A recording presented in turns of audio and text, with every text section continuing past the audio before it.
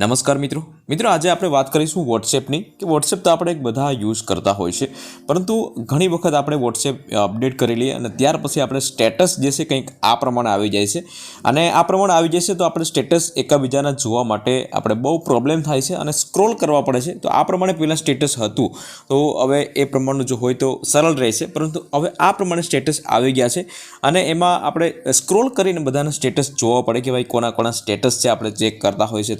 તો આવી રીતના પ્રોબ્લેમ ફેસ થતો હોય છે અને જો તમારા મોબાઈલમાં પણ આ પ્રમાણનું સ્ટેટસ આવી ગયા હોય છે, આ પ્રમાણનું જે એરર આવતી હોય છે, તો એને સોલ્યુશન પણ તમે તમારા મોબાઈલથી જ કરી શકો છો અને એનું સોલ્યુશન તમારા સામે જ હોય છે, પરંતુ આપણને ખ્યાલ નથી હોતો, એટલા માટે આપણે એનું સોલ્યુશન નથી કરી શકતા. તો આ વિડીયોના માધ્યમથી આપણે સ્ટેપ બાય સ્ટેપ માહિતી જાણીશું કે ભાઈ એનું સોલ્યુશન કેવી રીતે કરવું અને શું તમે મિસ્ટેક કરી એના લીધે આ સ્ટેટસ છે તો આવી રીતના બતાવે છે.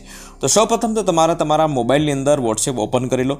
વોટ્સએપ ઓપન કર્યા પછી તમારા મોબાઈલની અંદર સૌ પ્રથમ તો તમારે જે પણ ચેનલો જે છે, આ બધી જે ફોલો કરેલી ચેનલો છે, તો એ તમામ ચેનલોને સૌપ્રથમ તો તમારે અનફોલો કરવી પડશે. હવે અનફોલો કેવી રીતે કરવું, તો તમારે બધા એકસાથે અનફોલો નહીં થઈ શકે.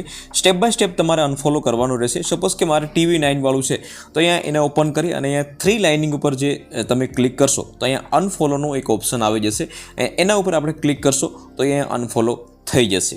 તો આ પ્રમાણે તમે જેટલા પણ ફોલો કરેલી છે ચેનલો, જે પણ ફોલો કરેલી હોય તો તમામને તમારે અનફોલો કરવાની રહેશે. તમે પણ અહીંયા ઘણી બધી જે વોટ્સએપ નંબર છે અથવા તો ચેનલો છે, વોટ્સએપ ચેનલો છે, તો એ બધાને ફોલો કરી રાખેલી છે. તો એ બધાને આપણે અહીંયા સ્ટેપ બાય સ્ટેપ અહીંયા અનફોલો કરી દઉં છું. તો હું પણ અહીંયા step by step news related મેં ઘણી બધી અહીંયા ચેનલો છે ફોલો કરેલી છે, તો તમે પણ આ પ્રમાણે સ્ટેપ બાય સ્ટેપ અનફોલો કરેલો છો. આ બધી જે ફોલો કરેલું છે તે તમામને તમે અનફોલો એક વખત કરી દેશો તો ઓટોમેટિક તમારે બીજું કોઈ પણ સેટિંગ્સ કરવાની જરૂરિયાત નહીં રહે. ઓટોમેટિક તમારા જે સ્ટેટસ છે પહેલાં જે વર્ટિકલ બતાવતા હતા તો સેમ એ જ પ્રમાણે વર્ટિકલ બતાવશે. તમે જોઈ શકશો અહીં આગળ આ પ્રમાણે તમે અહીંયા હમણાં જોશો. આને અનફોલો કરી દઈશ, લાસ્ટ અને અનફોલો કરી દઈશ એટલે તરત જ તમારો જે સ્ટેટસ જે છે એ વર્ટિકલ બતાવશે. એક લાસ્ટ જે છે એને આપણે અહીંયા અનફોલો કરી દઈશું એટલે તમારે બીજું કોઈ પણ સેટિંગ્સ કરવાની જરૂરિયાત નથી. હું અહીંયા અનફોલો કરી દઈશ એટલે વર્ટિકલ બતાવશે. તો તમારા મોબાઈલમાં પણ સેમ પ્રોસેસ હશે અને સેમ તમે જોઈ શકો છો કે સ્ટેટસ જે છે ઓટોમેટિક અહીંયા વર્ટિકલ થઈ ગયું છે. આડા હતા તો મતલબ સીધા થઈ ગયા છે.